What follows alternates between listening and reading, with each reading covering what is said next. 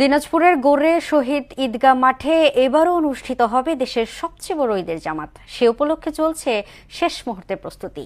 এই মাঠে একই সঙ্গে নামাজ আদায় করতে পারবেন প্রায় কয়েক লাখ মুসল্লি। নিরাপত্তা ব্যবস্থা সহ ইতোমধ্যে সব ধরনের ব্যবস্থা করেছে আয়োজকরা।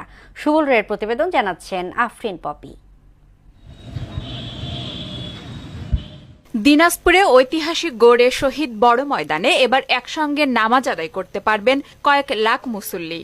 তাই ২২ একর জায়গা জুড়ে মাঠ তৈরি সহ চলছে নানা প্রস্তুতি। এশিয়া মহাদেশের সবচেয়ে বড় ঈদের জামাত অনুষ্ঠিত হবে এই মাঠে।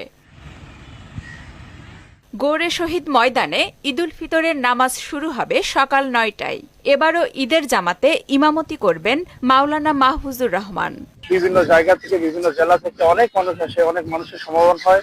অজু এবং তাদের স্যানিটেশন ব্যবস্থার জন্য মাঠের উত্তর পাশে পর্যাপ্ত পরিমাণে নলকূপ স্থাপন করা হচ্ছে এবং পর্যাপ্ত পরিমাণে টয়লেটের ব্যবস্থা করা হয়েছে। এখানে দূর দূরান্ত থেকে অনেক লোক নামাজ পড়তে আসে, আমরা এখানে নামাজ পড়তে আসি। মুসল্লিদের নিরাপত্তায় সিসি ক্যামেরা বসানোর পাশাপাশি থাকবে গোয়েন্দা নজরদারি। এরা মাঠের আশেপাশে থাকবে র্যাব, বিজিবি, পুলিশ সহ আইন শৃঙ্খলা বাহিনীর সদস্যরা। জেলা পুলিশের পক্ষ থেকে এখানে সার্বিক নিরাপত্তা ব্যবস্থা অবশ্যই গ্রহণ করা হবে। ইতিমধ্যে কিন্তু আমরা প্রস্তুতি শুরু করে দিয়েছি। আমাদের স্কেলেটন ডিপ্লয়মেন্ট হয়ে গেছে। আপনারা দেখছেন আজকে যে আমাদের স্কেলেটন ডিপ্লয়মেন্ট হয়ে গেছে। সাদা পোশাকে গোয়েন্দা নজরদারি আমরা বৃদ্ধি করছি। আমাদের এখানে ৩ স্তর বিশিষ্ট আমরা নিরাপত্তা ব্যবস্থা নিব। আমরা মাঠের সার্বিক প্রস্তুতি কার্যক্রম চালু রেখেছি। আশা করছি নামাজের যথেষ্ট সময় আগেই আমরা মাঠের সকল প্রস্তুতি কার্যক্রম সম্পন্ন করতে পারব।